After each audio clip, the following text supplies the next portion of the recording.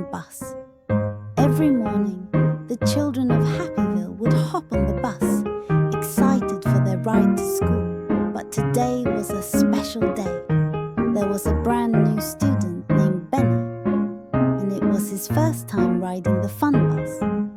Benny was shy and nervous as he stepped onto the bus. He had a small blue backpack and a bright red hat, which he held tightly in his hands. The other children were laughing and playing, but Benny didn't know anyone yet. He sat quietly in the back of the bus, looking out the window, hoping someone would talk to him. The bus driver, Mr. Beep, was the friendliest bus driver in all of Happyville. He smiled at Benny through the mirror and said, "Welcome aboard, Benny. We're going to have a great ride today." As the bus zoomed along, the children started pulling out their toys. Lily, a cheerful girl with curly hair, had a brand new set of crayons, while Max, a boy who loved cars, was playing with his shiny toy truck. Benny watched them from his seat, feeling a bit left out. Suddenly, the bus hit a small bump, and Max's truck slid down the aisle, stopping right next to Benny's feet. Benny picked it up and looked around. Max turned around, his eyes wide. "That's my truck!"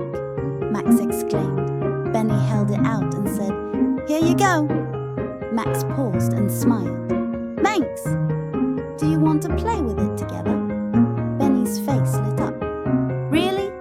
Sure," he said. And they both started rolling the truck back and forth, laughing as they played. The other children noticed and soon joined in the fun. Lily came over and said, "I have crayons. Do you want to draw pictures together?" Benny smiled, feeling more and more comfortable. "Yes, that sounds fun." Soon the whole bus was filled with laughter as Benny, Max, Lily, and all the other children played together. They drew colourful pictures, played with toys, and even sang silly songs with Mr. Beep leading the way.